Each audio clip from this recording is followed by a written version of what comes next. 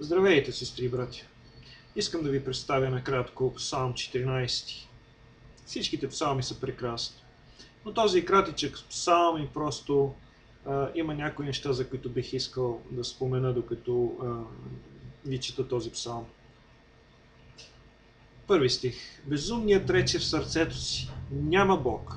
Поквариха се, сториха развалени дела. Няма кой да прави добро. Огледайте се, вижте света около вас. Какво виждате днес? Какво забелязвате? Както каза един брат преди време, пророчествата се изпълняват съвършено в 24 глава на Матей.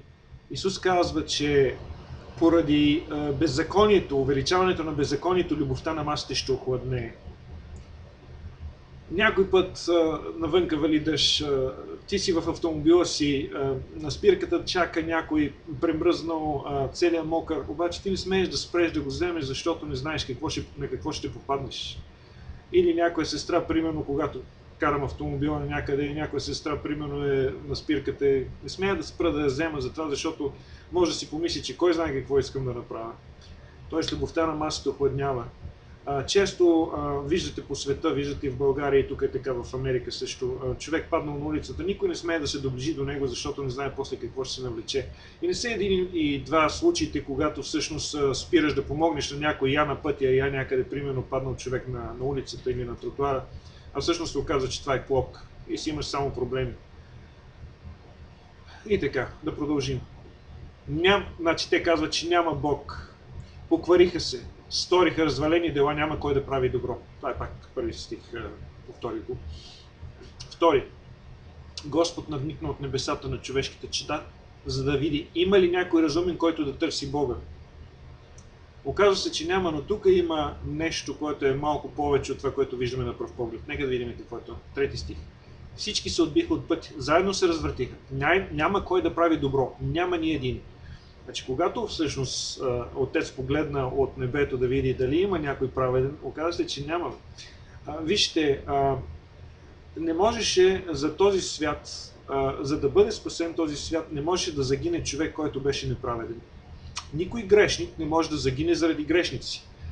За да бъдем ние спасени, да имаме шанса да се спасиме, вие често обичате да говорите за благодатта, но благодатта е именно това нещо, свободен дар от Бога, от Исус Христос, за който ние не сме дали нищо, всъщност. И в същото време това е цена, с която ние сме за нас е платено, ние сме изкупени за много голяма цена, за кръвта на Исус, за живота на Исус.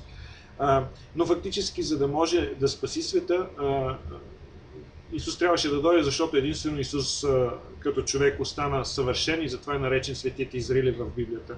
Той изпълни закона съвършенно. Нямаше нещо, което да не е изпълнил. Точка до запетаята, до точката всичко изпълни.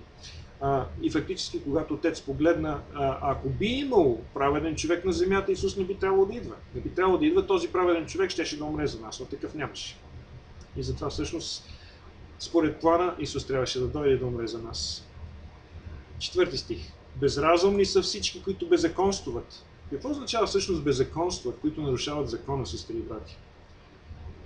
И те са безразум, защото нарушават законите на Бога. А всеки, който нарушава закона на Бога, както ви казва Павел в Римляните,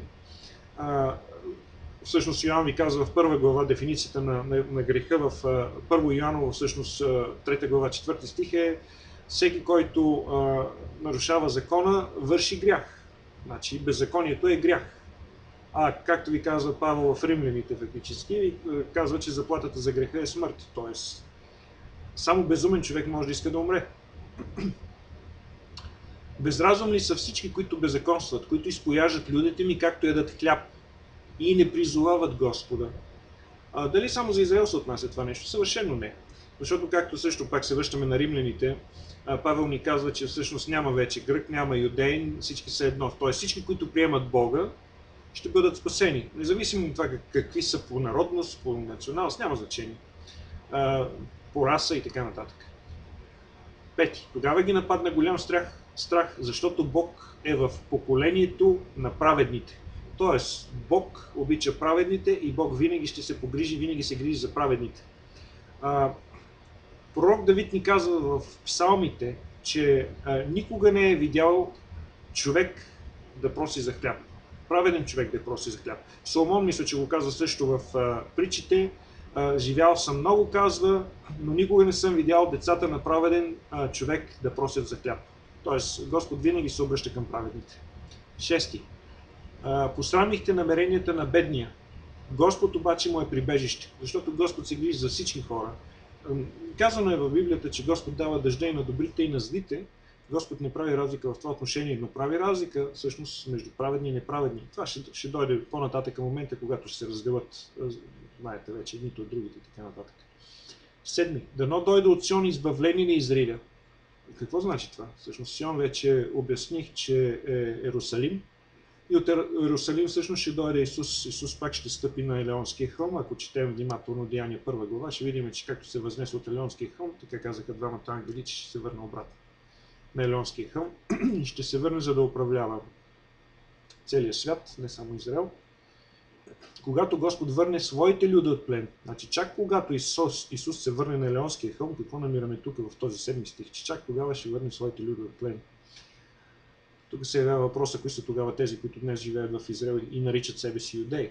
Но това ще го обясним по-нататък. Тогава ще се зарадва Яков. Яков е Израел. Знаете много добре, че когато Господ осинови Яков, даде името си, което е Израел. По това предполагам, че ще възникнат въпроси, но ще ги обясним тези въпроси полека-лека. Нещата едно по едно не може всичко наведнъж. Така, тогава ще се зарадва Яков, ще се развесели Израел. Едно и също. Тогава ще се зарадва Израел и ще се развесели Израел. Сестри и братя, тук искам да завърша. Това е съвсем кратък, така да кажем, урок. Искам да го завърша с Божията молитва. Татко наш, който си на небето, да се свети името ти, да бъде волята ти и да дойде Твоята слава и Твоето царство, както на небето, така и на земята. Дай ни днес ежедневния хляб и прости ни дълговете, както ние простихме на длъжниците си. И не ни вкарай в изкушение, но избави ни от злото, защото е Твоя силата и славата и царството в веки веков. Амин. Слава на Бога! Слава на Бога! Слава на Бога на Израел в името на Исус. Амин. Надявам се, че някой разбра нещо от това кратко обяснение, но всичко си е така, може да проверите.